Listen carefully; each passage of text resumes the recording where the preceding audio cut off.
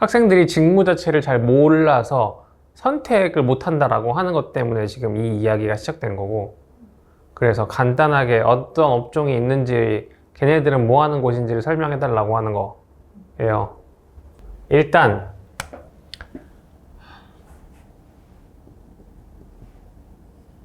기업이, 이거는 사실 프로젝트까지 포함하는 건데 그거는 지금 너무 어려우니까, 기업이 사업을 하는데 돈이 필요합니다. 그때 처음으로 가서 돈을 빌릴 수 있는 곳이 은행이에요. 은행에서 대출을 받습니다.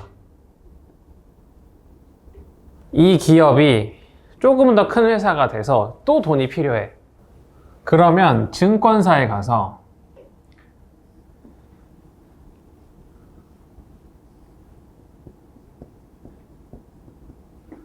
돈을 빌리는 건 아니고 돈을 빌려다 주세요 라고 해서 회사채를 발행합니다. 또는 다른 방식으로 돈을 좀 조달해 주세요의 관점에서 보통주 또는 에쿼티 이렇게 부르는 유상증자를 하기도 하죠. 금융권은 기업이 자본 조달하는 과정에 있는 회사들이 일단 기본이에요. 업계에서 말하는 금융권은 개인들을 대상으로 하는 것도 물론 있지만 기본은 금융기관들이다라고 이해하셔야 되고, 유상증자, 회사채 이런 것들이 있잖아요. 이 유상증자랑 회사채를 증권사는 기업이 발행하는 걸 도와주기만 해요. 그래서 이 뒤에 투자자라고 하는 개인이건 기관이건 존재하는 거고, 은행도 마찬가지로 은행에 돈을 맡기는 사람이 있고 돈을 빌려가는 기업이 있고, 여기 이렇게 되는 거죠. 개인들은 이 범주 밖에 있는 거예요, 지금. 이 유상증자랑 회사채를 이들이 직접 삽니다. 그래서 얘는 중개를 해줘요, 중개.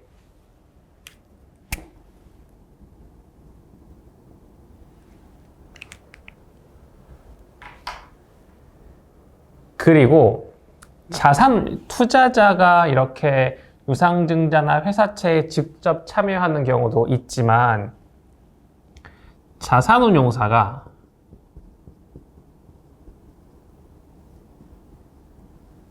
펀드라고 하는 걸 만들어서 이렇게 참여하기도 합니다. 마찬가지로 투자자가 이 펀드에 참여를 합니다. 여기까지를 먼저 이야기한 이유는 흔히 되게 어려워하는 바이 사이드랑 셀 사이드를 먼저 이야기하려고 한 건데,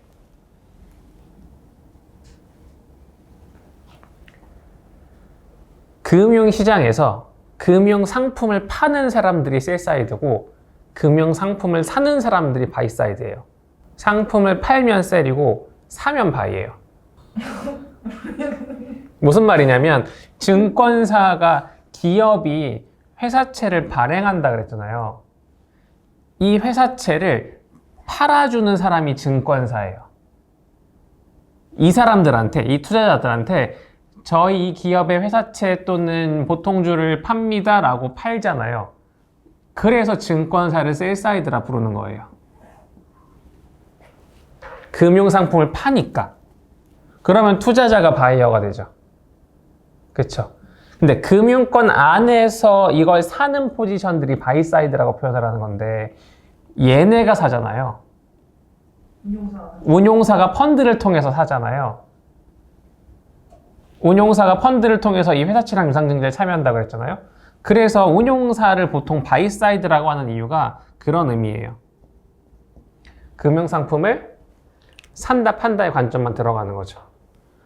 조금 더 확장해 보면, 처음에 제가 은행을 얘기했잖아요. 그럼 은행은 셀사이드야 바이사이드야? 여기서 이제 어려워지는 거죠. 둘 다예요. 맞아요.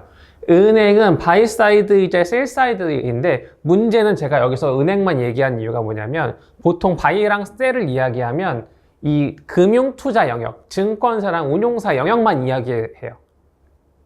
운용사는 물건을 대체로 사는 편이고 팔기도 하는데 거의 사기만 하고, 증권사는 물건을 사기도 하지만 거의 대부분 팔기만 해서 바이랑 셀의 비중이 완벽하게 이렇게 얘기할 수 있어요.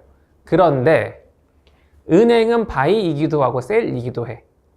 자기가 대출을 이렇게 여기에 주고 이 뒤에서 셀 하기도 하고 바이 하기도 해요.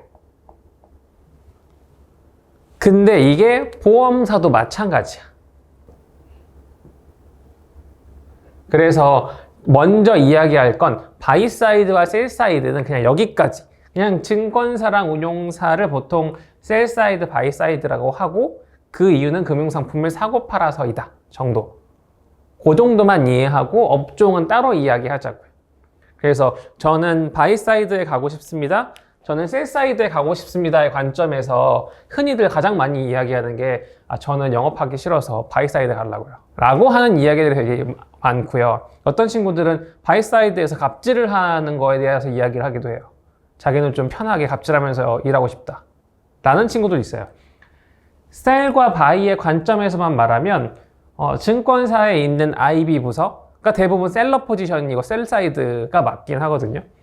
운용사에 있는 펀드 매니저나 또는 펀드에 관련된 사람들은 바이 사이드, 그러니까 이걸 사들이는 입장에서 일한 거니까 바이 사이드가 맞기는 해. 그런데 바이 사이드라고 영업을 안 하느냐 하면 아니라는 거죠. 왜냐면 우리는 우리 뒤에 투자자가 있으니까. 우리는 투자자를 또 데리고 하려고 노력하는 거고요. 이 셀 사이드도 마찬가지로 우리뿐만 아니라 다른 투자자를 만나거든요.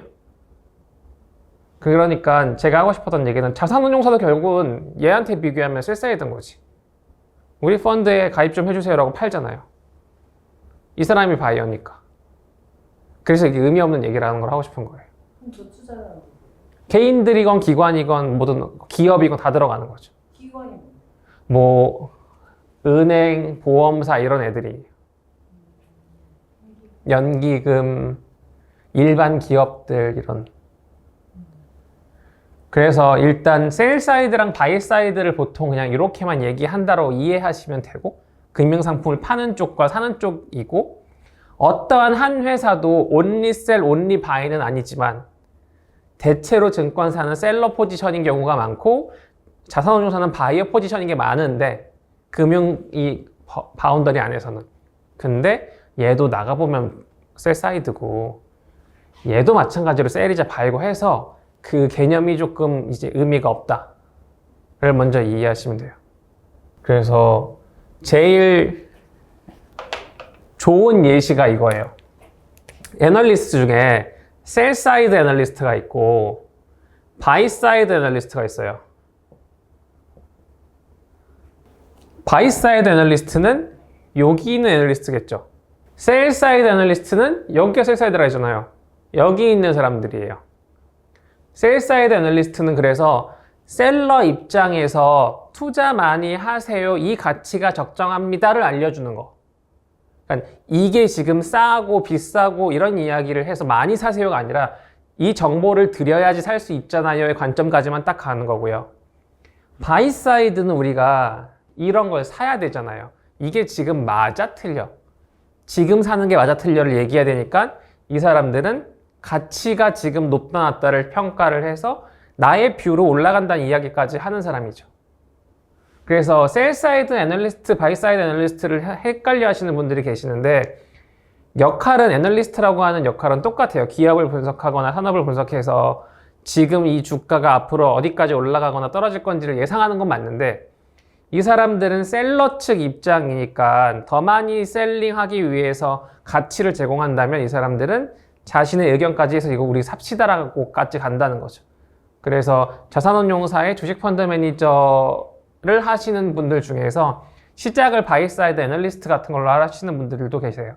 흔히 그래서 이 바이사이드 애널리스트를 인하우스 리서치라고 불러요. 우리도 집 안에 애널리스트 데리고 있다. 그래서 인하우스 리서치라고 불러요. 그래서 개념이 그렇게 혼동될 개념은 아니에요. 그러니까 이게 그거예요. 사람들이 헷갈려하는 부분이 그러니까 바이냐 세리냐를 현장에서는 전혀 구분하지 않고 있는데 취업준비생들이 자꾸 나는 뭔가 계속 사고만 싶어 라고 바이어라고 생각하는 경우, 또는 난 뭔가 계속 영업해야 돼 그래서 셀러를 생각하는 경우들이 많은데, 말씀드렸던 것처럼 운용사에서도 펀드를 만들면 투자자 유치까지 해야 되잖아. 그럼 우린 셀러란 말이지. 그럼 기관 투자자들한테 우리는 셀러 포지션인 거고, 기관 투자자들이 바이어잖아요. 그러면 그들이 바이 사이드, 우리가 셀 사이드야? 라고 생각할 수 있긴 하겠지만 A사도 그렇게 용어를 안 쓰거든 지금. 그래서 혼동을 하지 않으려면 그냥 바이 사이드, 셀 사이드란 용어를 안 쓰는 게 맞아요.